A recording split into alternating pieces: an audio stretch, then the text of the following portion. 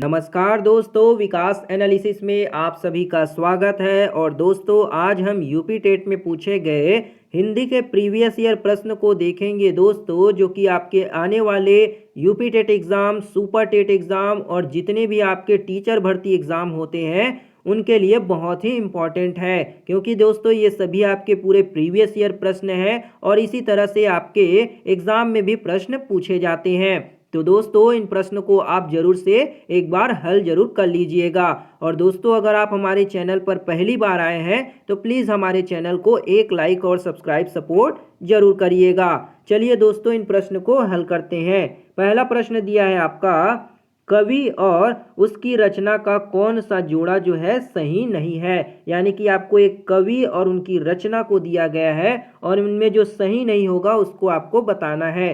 पहला ऑप्शन है शिवराज भूषण, दूसरा ऑप्शन है आपका शब्द रसायन देव, तीसरा ऑप्शन है परिमल सूर्यकांत त्रिपाठी निराला और चौथा है आपका उद्धव शतक, जिसके कवि कौन दिए हैं, भरतेंदु हरिश्चंद्र। तो इनमें से कौन सा जो आपका जोड़ा होगा वो गलत होगा। तो कौन सा हो जाएगा, वो होगा यहाँ पे आपका उद्धव शतक भरतेंदु हरिश्चंद्र, है ना। तो यहाँ पे आपका ऑप्शन नंबर 4 करेक्ट हो जाएगा। अगला प्रश्न देखते हैं।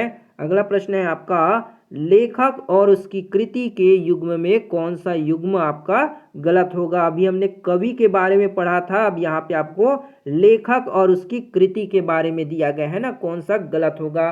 पहला ऑप्शन है आपका बेलगा से गंगा राहुल संस्कृत्यायन, दूसरा ऑप्शन है सूरज का सातवां घोड़ा धर्मवीर भारती, तीसरा ऑप्शन दिया है आपका आर्यों का आदि देश डॉक्टर संपूर्णानंद और चौथा है दर्शन दिग्ध दर्शन रामचंद्र शुक्ल। तो इनमें से कौन सा जो ऑप्शन होगा लेखक और उसकी कृति को लेकर के गलत हो जाएगा। तो कौन सा होगा, दर्शन दिग्ध दर्शन रामचंद्र शुक्ल, है ना। ऑप्शन नंबर 4 यहाँ पे आपका करेक्ट होगा। अगला प्रश्न देखते हैं, विराम चिन्ह की दृष्टि से कौन सा वाक्य अशुद्ध है। विराम चिन्ह की दृष्टि से जो वाक्य अशुद्ध होगा उसको हमें बताना है। पहला ऑप्शन दिया है आपका यहाँ पे, वह ईमानदार परिश्रमी कर्मठ और मृदुभाषी है। दूसरा ऑप्शन है उसके पास धन वैभव नौकर चाकर आदि सभी कुछ था। तीसरा ऑप्शन है हाँ मेरा यही विचार है। और चौथा, आप हमारे पास आना चाहते हैं तो आइए, ठहरना चाहते हैं तो ठहरिए। इनमें से कौन से जो विराम चिन्ह होंगे उनकी दृष्टि से वाक्य जो होगा आपका अशुद्ध हो जाएगा। तो कौन सा वाक्य इसमें अशुद्ध होगा विराम चिन्ह की दृष्टि से, तो वो हो जाएगा आपका हाँ मेरा यही विचार है। ये आपका जो होगा अशुद्ध वाक्य होगा, है ना। तो ऑप्शन 3 आपका करेक्ट हो जाएगा।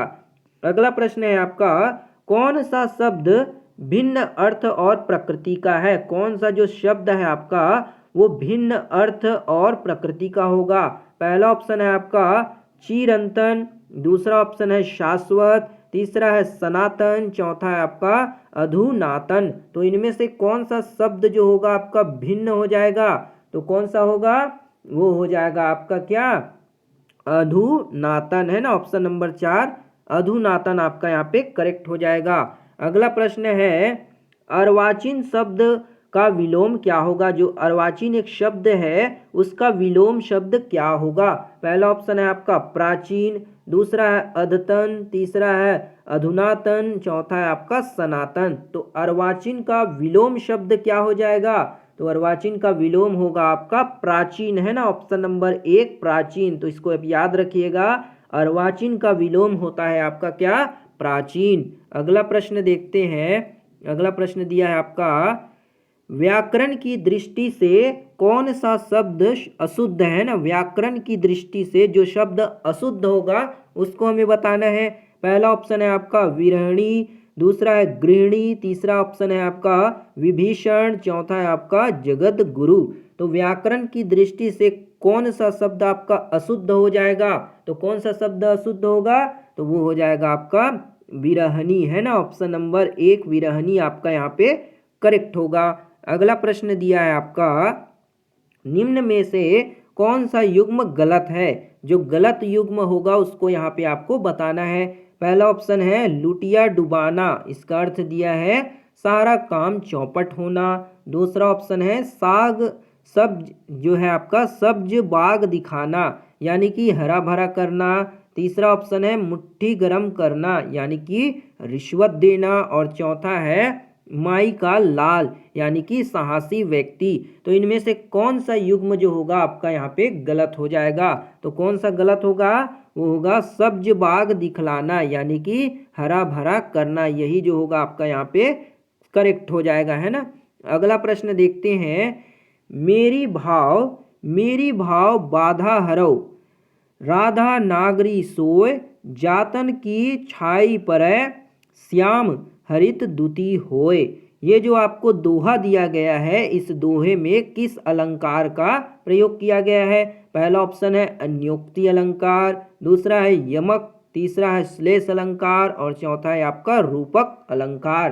तो कौन से अलंकार का प्रयोग किया गया है इस दोहे में? तो वो हो जाएगा आपका श्लेष अलंकार, है ना। श्लेष अलंकार जो होगा आपका यहाँ पे करेक्ट हो जाएगा।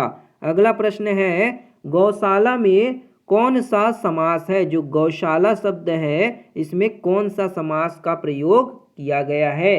तो इसका पहला ऑप्शन है तत्पुरुष समास, दूसरा द्वंद्व समास, तीसरा है बहुब्रीहि समास, चौथा है आपका द्विगु समास।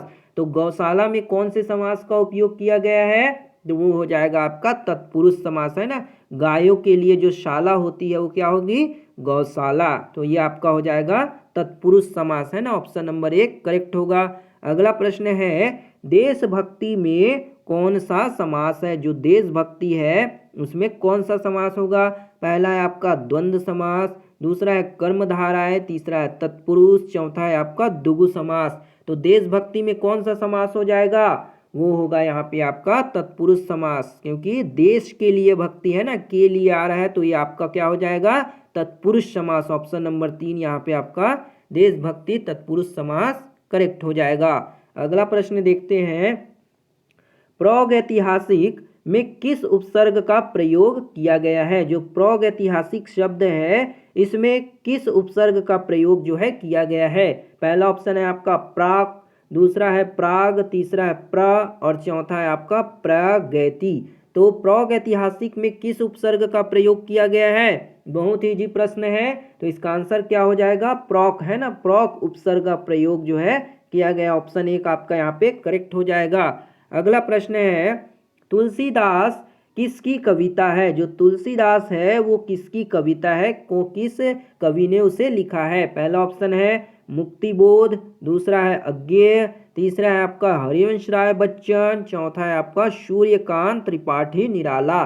तो तुलसीदास जो है किसकी कविता है? इसका सही आंसर हो जाएगा आपका सूर्यकांत त्रिपाठी निराला, यानी कि ऑप्शन नंबर 4 यहाँ पे आपका करेक्ट हो जाएगा।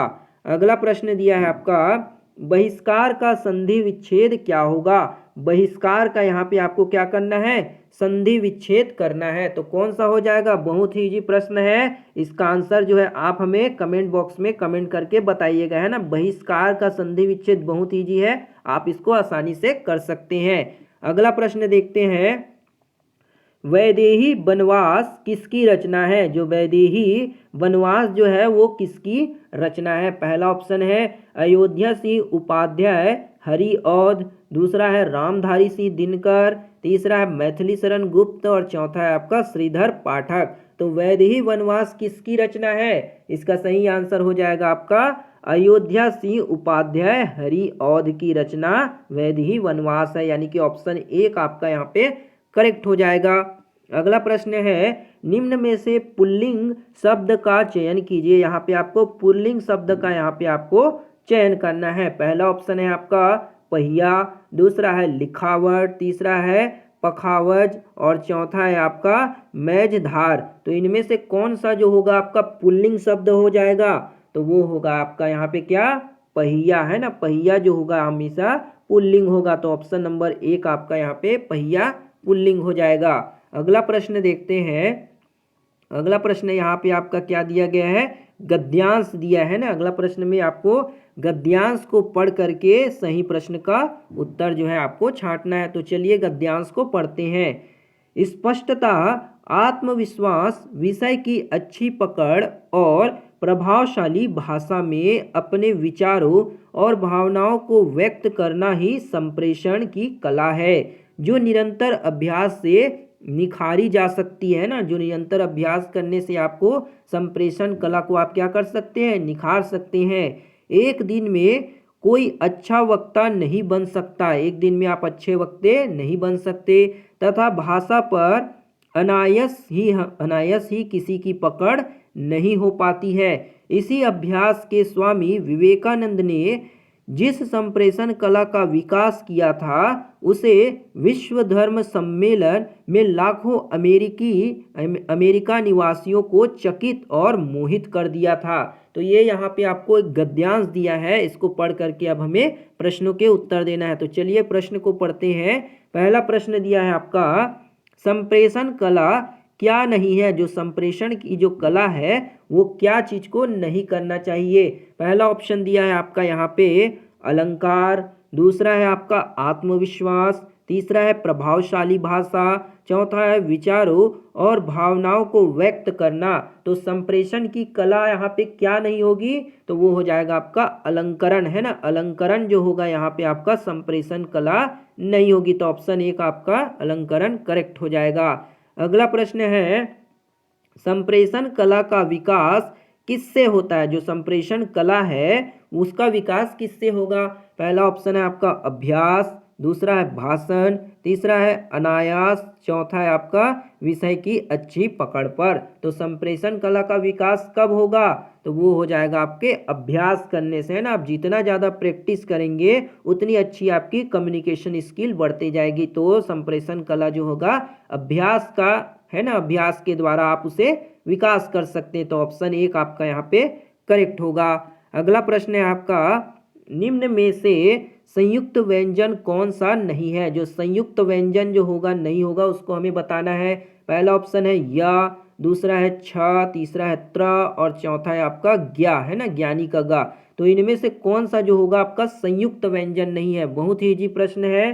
तो कौन सा हो जाएगा, वो होगा यहाँ पे आपका या, है ना। या जो है आपका संयुक्त व्यंजन नहीं है। बाकी ये तीनों जो तीन ऑप्शन दिए गए हैं छ, ज्ञा और त्र, ये सभी आपके क्या है, संयुक्त व्यंजन हो जाते हैं। लेकिन यह जो है आपका संयुक्त व्यंजन में नहीं आएगा। तो ऑप्शन एक आपका करेक्ट हो जाएगा।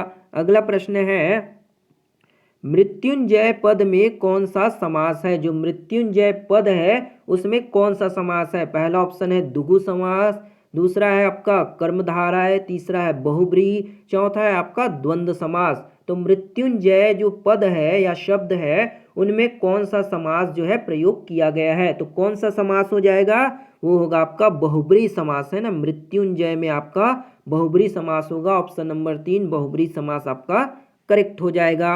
अगला प्रश्न है आपका, अलंकार में किस उपसर्ग का प्रयोग होता है। जो अलंकार दिया गया है आपका, इसमें किस उपसर्ग का प्रयोग किया गया है। पहला ऑप्शन है अल, दूसरा है अल, तीसरा ऑप्शन है अलन, चौथा ऑप्शन है आपका अलम।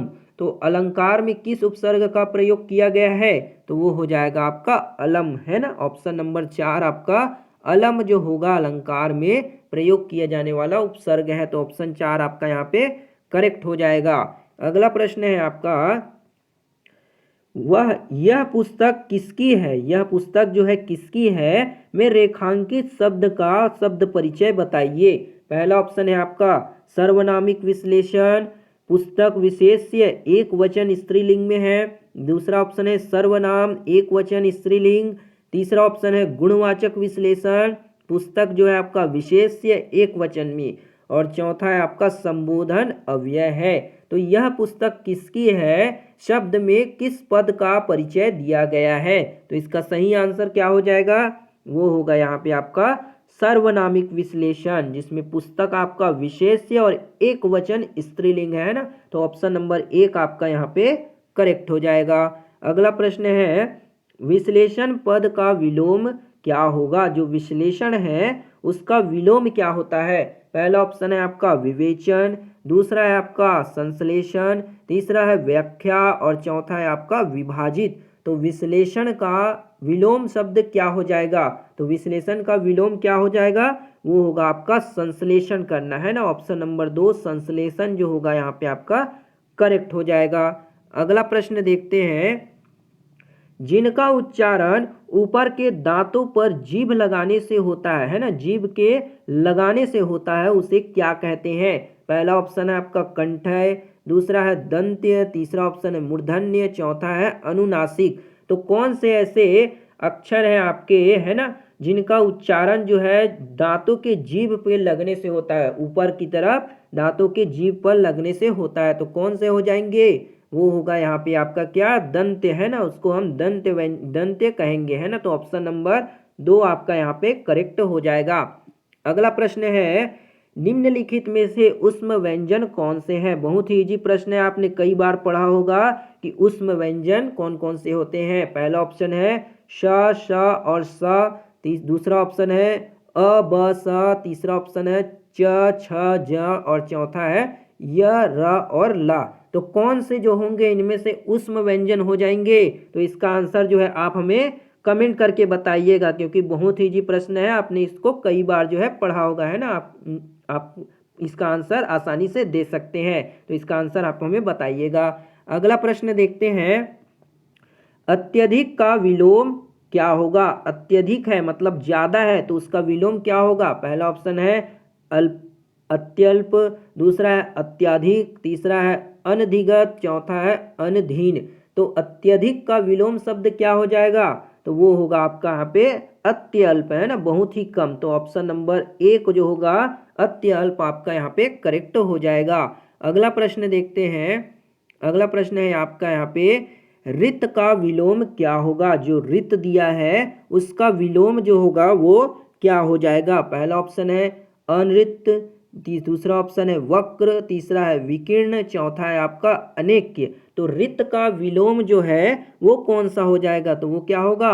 अनृत, है ना। ऑप्शन नंबर 1 जो होगा अनृत जो होगा यहाँ पे आपका करेक्ट हो जाएगा। अगला प्रश्न है, संकल्प शब्द में उपसर्ग बताइए। जो संकल्प शब्द दिया है आपका, वहां पे आपको उपसर्ग कौन सा होगा ये बताना है। पहला ऑप्शन है सम, दूसरा है सक, तीसरा ऑप्शन है सन और चौथा ऑप्शन है आपका सनक। तो इनमें से कौन सा जो होगा संकल्प का उपसर्ग हो जाएगा? तो कौन सा होगा?